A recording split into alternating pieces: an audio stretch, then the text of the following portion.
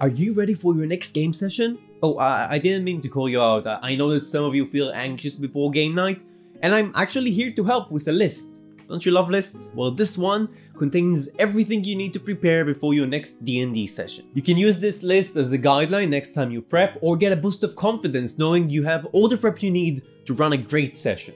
Ready? Let's go.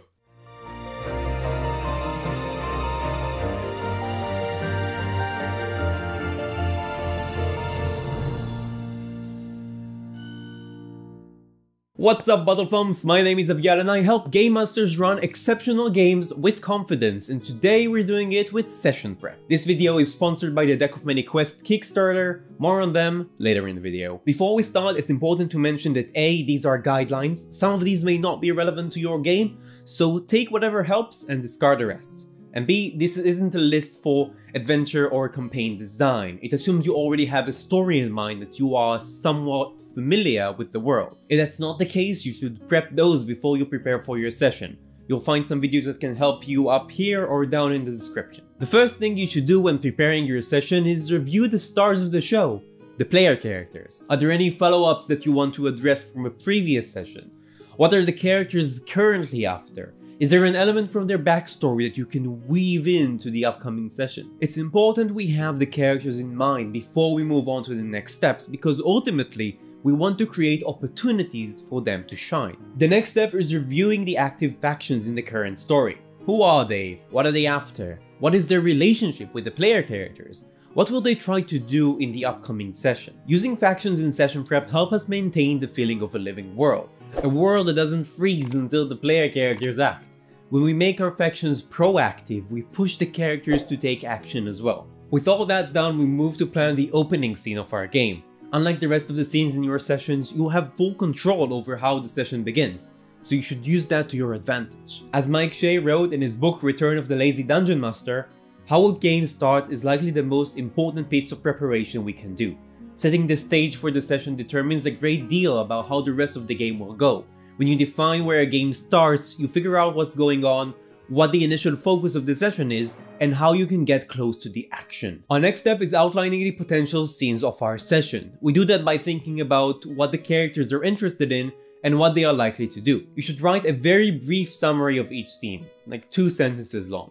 It should cover the following questions: where is it going to happen? Which factions and NPCs are involved? And what are the players going to do there? And whatever you do, don't fall in love with that outline, because those scenes are merely possibilities. Your players might skip some of them or do something unexpected that will render a few of them irrelevant. More importantly, the players will create scenes that you hadn't planned, so you should be ready to improvise. How many scenes should you outline then? A scene can take anywhere between 10 minutes and an hour, depending what happens within. But I'd say 30 minutes per scene is a good guideline, so a 3-hour session should have 6, maybe 7 for good measure. Trying to come up with new ideas for your campaign but feeling uninspired? I've got just the thing for you. The Deck of Many Quests is a new Kickstarter project that contains over 200,000 adventure combinations in a single deck of cards.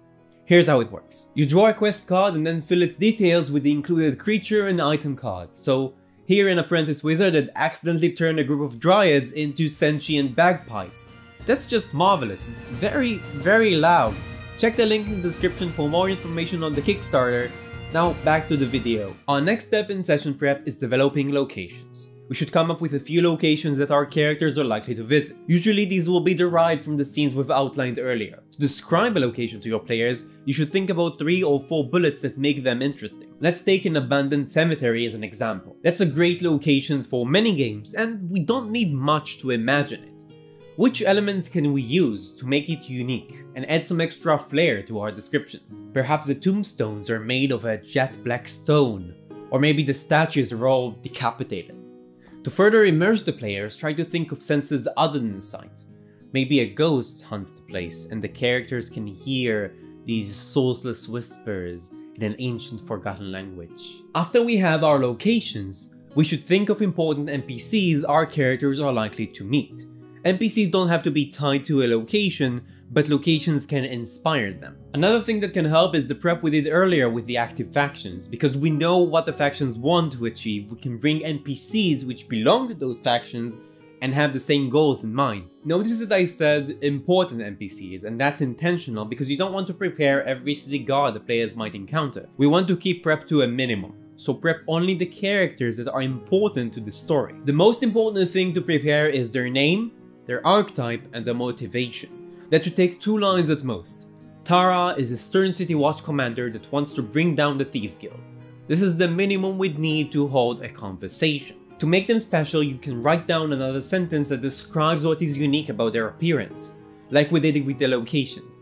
Back to our example, Tara wears a golden chainmail and her eyes glimmer faintly with the same color. Some people like to have role-playing notes for NPCs to make them memorable.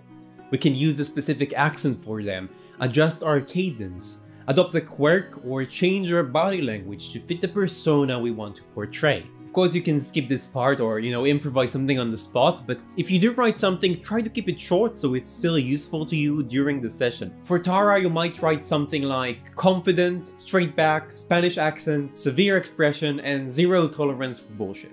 Finally, we need to plan the mechanical aspects of our session.